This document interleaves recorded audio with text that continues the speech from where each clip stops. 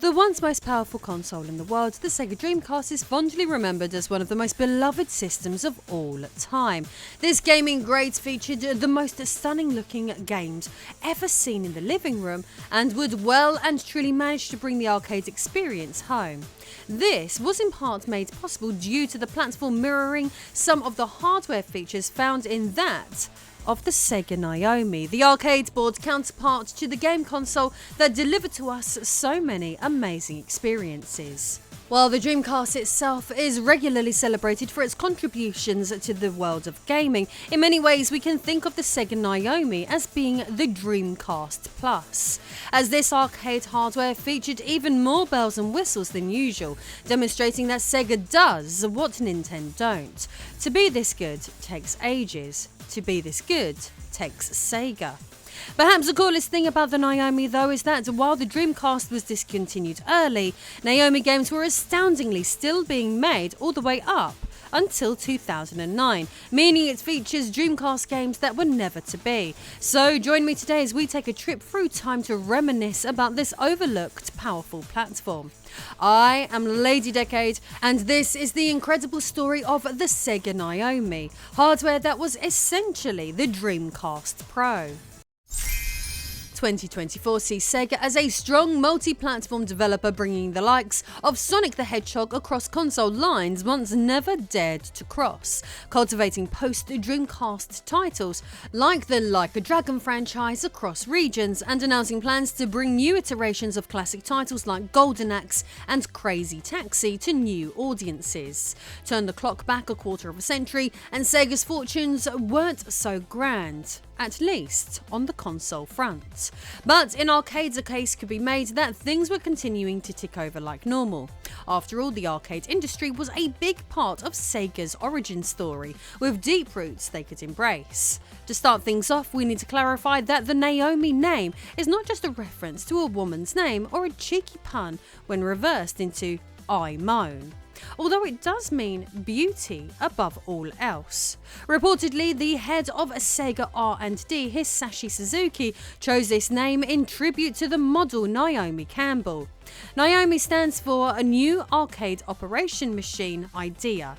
Released in 1998, it is effectively a successor to the Sega Model 3 hardware.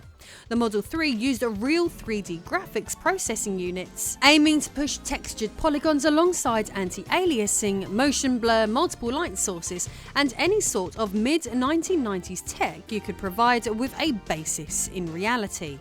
When you think of the Model 3, you're thinking of a legacy of arcade titles that, at best, may have appeared cut down on the Saturn or relatively late on the Sega Dreamcast. This includes such iconic titles as Sega Bass Fishing, Virtua Fighter 3, much of the Virtua Strike series, and even the pair of Spike Out titles. Speaking of which, Spike Out has only recently been made available at home, with it appearing alongside Sega Bass Fishing in Like a Dragon Infinite Wealth. The formerly known as Yakuza franchise has always had running tributes to the iconic Sega arcade titles of old, and we're at the point where late 1990s arcade games that would have cost thousands at the time can be accurately represented as digital bonuses. While vastly more powerful than the 32-bit consoles it considered contemporaries, time is a fickle mistress, and it too would need to be replaced. First shown off at the 1998 Amusement Machine show hosted by Jammer, it was designed to be a low-cost, affordable cabinet to be embraced by arcade owners who saw concerns about the future of their business going into the 21st century. Part of this affordability would include pivoting to other developers, effectively making a cabinet for other companies who would purely focus on developing the games and not sourcing arcade components at reasonable prices. The cabinet would be 1/3 the price of the Model 3.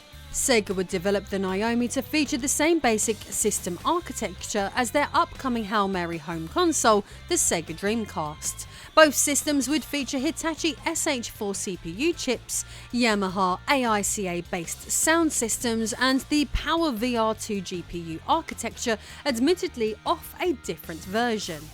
The Naomi would feature double the system and graphics memory, quadruple the sound memory, and other boons including the ability to combine multiple boards for multi-monitor setups or better visuals.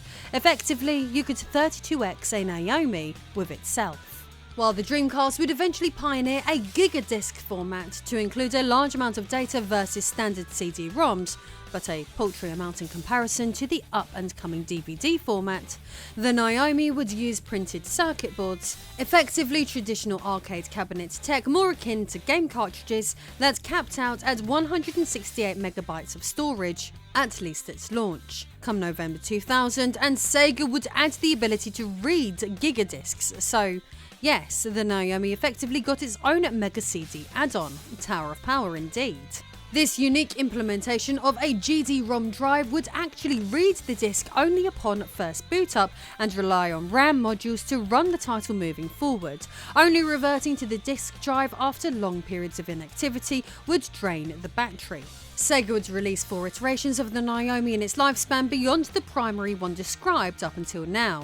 For example, these include the first edition, the original release featuring an aluminium shell akin to the Model 2 and 3 hardware, which is used in The House of the Dead 2. The multi-board edition connecting multiple Naomi motherboards into a parallel processing computer. This would use only one game cartridge split over multiple cabinets, and the satellite terminal where multiple Naomi cabinets would connect to the lead unit is seen in such titles such as Derby Owners Club. The boards could be used in the Naomi Universe cabinets and could feature up to 16 boards at once, which sounds impressive until you realise the cost would be astronomical for such an arcade machine. Due to Sega's partnership with Microsoft at the time, the cabinets would use a custom Windows CE installation and feature support for DirectX 6.0, Direct 3D, and OpenGL. Effectively, you could consider this a prototype of Arcade Xbox. A look at the titles released on the Naomi includes not only predominantly Sega and Capcom heavy hitters, but even those from Tecmo, Namco and Taito. Truly, this may have been the most successful and iconic arcade cabinet series known to mankind.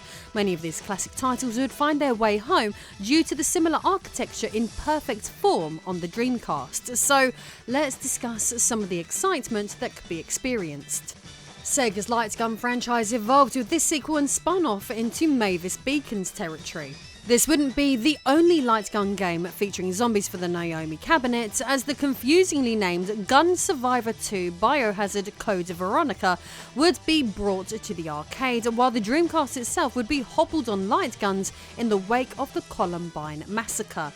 The console would still find Code Veronica proper on the system. The amazing racing game, adventure game, work simulator, whatever you classify it as, Crazy Taxi got its start here in a very iconic cabinet blaring iconic 1990s punk rock, and would lead to 2 direct sequels in the home market. And Sega not only included a tribute to it in Like a Dragon Infinite Wealth by updating it for the Grubhub and Uber Eats era, but have announced that a new iteration of the title is in the works. While most of you likely remember Super Monkey Ball, which swung into action on the Nintendo GameCube, did you know that before the franchise went super, you could monkey around and play with your balls elsewhere? That's right, before Super Monkey Ball, there was simply Monkey Ball. Due to Sega's failing home fortunes at the time, the game never made its way over to the Dreamcast, with it interestingly arriving on the unthinkable Nintendo home hardware instead. Getting its start on a Naomi Arcade cabinet, the Monkey Ball series is still running to this day, with recent releases being found amongst the current generation lineup. If one monkey-based franchise wasn't enough for you, don't worry, Naomi has you covered. Somehow, Sega pioneered 2 monkey party games in this era. Before the days that lunatic losers from California and US universities were screeching embarrassing nonsense about cultural appropriation, this Japanese-created game drew on Latin American culture by featuring a sombrero-wearing monkey who shakes maracas.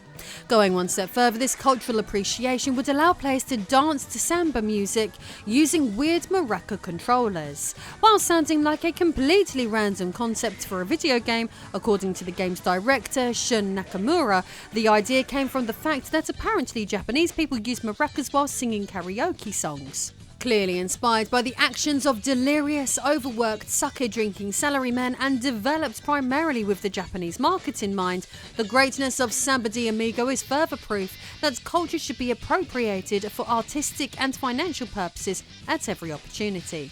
This is definitely peak weird Sega weirdness, but peak Sega weirdness I can get behind. Capcom would largely adopt the Naomi for their 3D-powered fighters and later releases in their sprite-based line.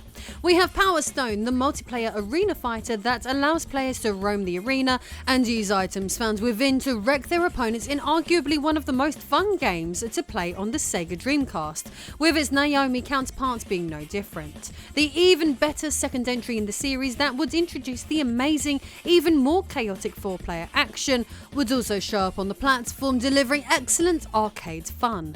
Cannon Spike, known as Gun Spike in Japan, was Capcom's attempt at taking separate franchises like Mega Man, Street Fighter and others into a multi-directional shooting action game. Perhaps most memorable is that Street Fighter's Cammy is one of the main playable characters, with one of the game's boss battles taking place against perpetual sex pest and narcissist Vega. Curiously, in this one, even in the English version of the game, he goes by his Japanese name of Balrog, with him bizarrely dropping his iconic mask in favour of goth makeup and losing his mind further. Appearing to throw beauty out of the window, in this more sadistic form he has become Fallen Balrog. While Street Fighter Alpha 3, or 03 as it is known in Japan, is famously remembered as one of the greatest Capcom System 2 board games, an enhanced version of this title would be made which ran on the Naomi.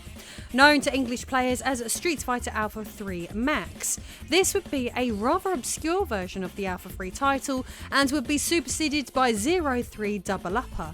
If you've only played Alpha 3 in recent collections, that isn't even its final form. Next, we have Project Justice. The original Rival Schools was an early Capcom fighting game that was never developed to run on Capcom's own arcade boards. Lacking the capabilities to release the game on their own hardware, the game was produced to run on the Sony ZN-1 arcade board, with arcade architecture which was similar to the original Sony PlayStation, making the conversion of home ports easier. The follow-up to Rival Schools United by Fate, Project Justice, would instead be a Naomi game so that it could be ported to the powerful Sega Dreamcast. Interestingly, the game only uses 4 buttons, but to keep the button layout, it needs a 6-button adapter. This is an incredibly underrated fighter, with it being incredibly sad that it would be the last entry we would get from this creative franchise. This leads us to Capcom vs SNK Millennium Fight 2000 Pro. Capcom's 2D fighters would also start being produced on the Naomi, with Street Fighter 3 and its iterations and JoJo's Bizarre Adventure serving as the end of the line for the Capcom System 3 arcade board.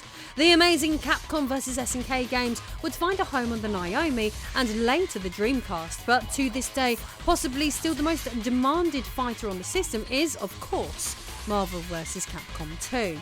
Featuring a massive roster of characters and excellent 3-on-3 chaotic tag team fun, to this day it is considered the pinnacle of the entire Capcom vs series. This game wants to take you for a ride. Building on the legacy of the Naomi, others that many people wouldn't necessarily associate with a Sega arcade machine include games such as Dead or Alive 2, Guilty Gear 2, Spawn in the Demon's Hand, Tokyo Bus Guide, and the horrifyingly named Mickey and Minnie Touch the Kids. Hey, what's up, Doubles? I'm 13. What? Pedo. Yeah, run your pedo. But the less said about that, the better. If you like Japanesey shooty fun, famed developer Treasure would also have the Naomi covered, delivering the awesome Ikaruga. This vertically scrolling shoot-'em-up is often considered the spiritual sequel to Radiant Silver Gun, you know, the most coveted Japanese import that can be procured for the Sega Saturn. With the ability in this one to flip between two polarities, we get to experience more treasure, fun and innovation with this one. In fact, the esteemed development house designed it with the intention of challenging the conventions of shoot-'em-up game design, and pass with flying colours they did with Ikaruga.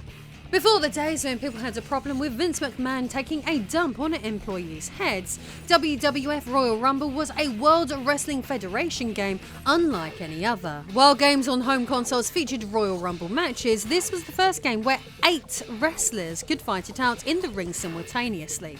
The limitations of most systems meant that only 4 polygonal characters could be rendered to fight at once, whereas with this one, with more impressive graphics and others to boot, delivered something never seen before. The last WWF arcade game was impressive for its time.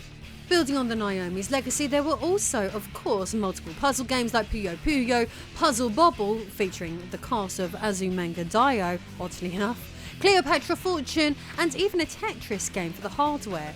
In relation to this story, the Sammy Atomis Wave hardware would also be based on the Naomi and Dreamcast tech, but it would not come out until 2003.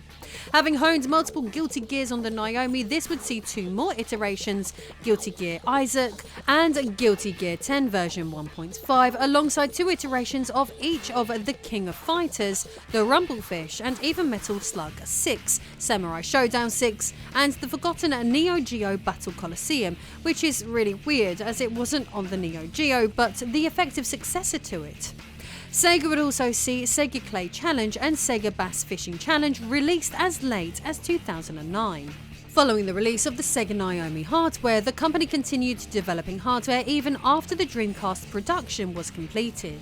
The Hikaru system featured more memory than the Naomi and a custom Sega graphics chip, adding particle effect and notable for Planet Harriers and Star Wars Racer Arcade.